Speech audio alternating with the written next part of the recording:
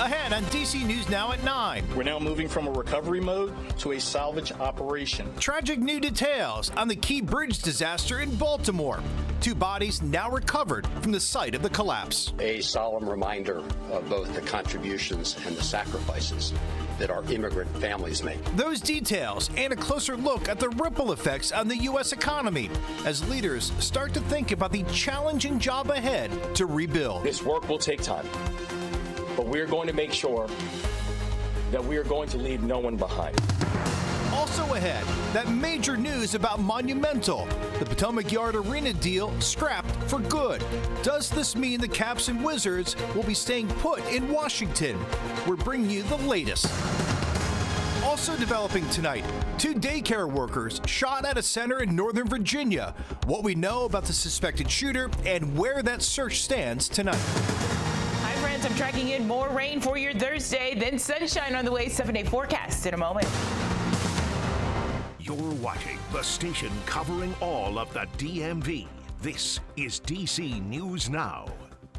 Hi, everybody. Thank you for joining us tonight for DC News Now at 9 o'clock. I'm Chris Flanagan. Several major headlines tonight, but we begin with the latest on the Key Bridge collapse in Baltimore. In the last couple of hours, we've learned dive teams have now recovered 2 bodies of men from water in the middle part of that bridge. They're believed to be among the 6 construction workers who plunged into the water when a cargo ship crashed into it Tuesday morning.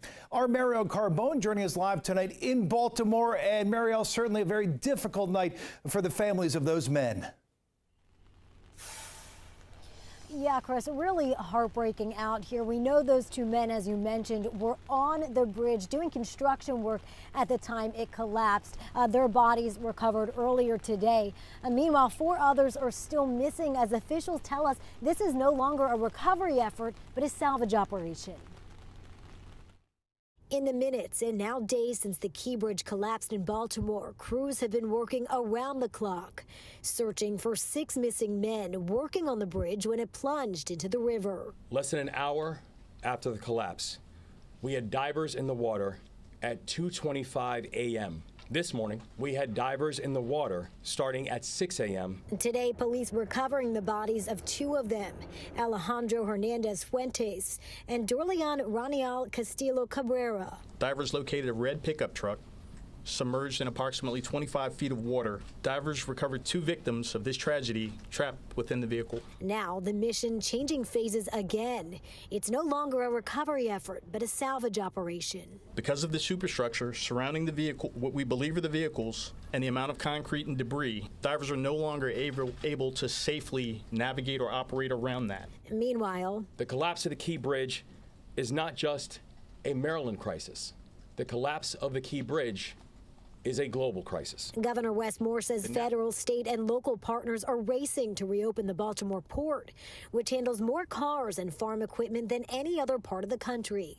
Maryland already applying for federal dollars to rebuild. The task in front of us, it will be real, it will be daunting. And Governor Moore confirming that that ship that hit the bridge, it did lose power, which caused it to lose its capability to steer. And after that Mayday call was made, he says that first responders were able to stop traffic from crossing the bridge and to alert those construction workers to try and get off the bridge, no doubt saving some lives early that morning. Reporting from Baltimore, I'm Mariel Carbone, DC News Now. That's some real quick thinking there, Mariel. Thank you. We're also learning new information about the crew and cargo on the ship at the time of that crash. The NTSB giving an update on their investigation just a short time ago. The agency says 21 crew members were on board that ship and 2 pilots. 56 containers of hazardous materials were also on board, and some of the hazmat containers were breached. Officials also saying there's sheen from the hazmat containers on the waterways. Coming up on DC News Now at 10 o'clock, we'll take a closer look at the timeline leading up to that crash. We're also continuing to learn new information about the 6 victims. We know they came to the Maryland area from Mexico, Guatemala, Honduras, and El Salvador. They were fathers, brothers, and loved by so many. We'll be back in about 10 minutes with a full report from our Tosin Fikile. But first, we want to go to those major new developments on the collapsed Potomac Yard Arena deal. Just hours after that $2 billion proposal to move the Washington Wizards and Capitals to Virginia fell through, Monumental Sports announced it is in agreement with D.C. on a deal to keep the teams at Capital One Arena through 2050. That deal includes more than $500 million in funding from the district to modernize the arena. It was announced at a news conference with D.C. Mayor Muriel Bowser, the D.C. Council President, and Monumental CEO Ted Leonsis. Here's what they said, that they found their way back to each other. D.C. did everything right from December on. And when I looked at the other side of the board, some of them weren't scoring as high, and they weren't together. We had the best deal. We have the most central location, best served by transit, a fan base that loves the location, 400,000 people in 1 month. Again, that happened just hours after Alexandria announced it was ending negotiations to bring the teams to Virginia. That city's mayor saying he wanted the deal to be judged on its merits by local officials, but instead was stuck in partisan warfare in Richmond. Governor Glenn Youngkin issued a similar criticism of the state's lawmakers who blocked that deal. But tonight, some of them say Virginia dodged a bad deal. Well, the latest on the deal and reaction from both the Commonwealth and the district in a live report ahead on DC News Now at 10 over on DCW 50. All right, let's get a first check on the forecast now. Chief Meteorologist Janessa Webb. And Janessa, kind of a murky night out there. Yeah, it definitely is. We've seen multiple rounds of rain across the DMV. And folks, we have another solid 24 hours of kind of the dreary conditions across the region.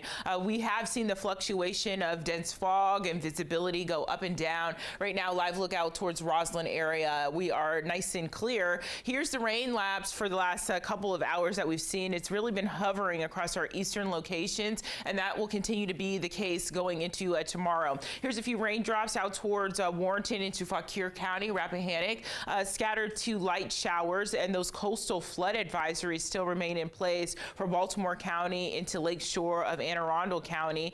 That will continue throughout the overnight. Right now, the biggest batch of rain I see is out towards Richmond, and that will lift into Charles, Calvert County, St. Mary's as we go to tomorrow as well. Visibility should always be 10s, and on this map you can see we're down about 4 to 5 miles in front of you of where you can see just in the last 24 hours we have the lingering coastal flood alerts due to high tide and low tide cycles, but they're now trying to expire. Tomorrow I can't give you a lot of sunshine. You'll have to hold off with that high pressure to our west going to move in here for your Good Friday. So let's kick off your day with increasing clouds across the metro area. By 9 o'clock we're still into the middle of 40s.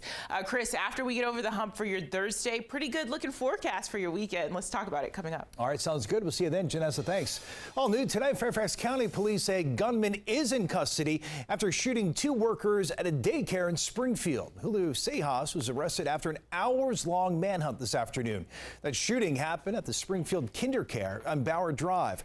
Police say 70 children were inside when the shots rang out, but none within eyesight. 2 women were shot. We're told one of the victims is married to or estranged from the gunman.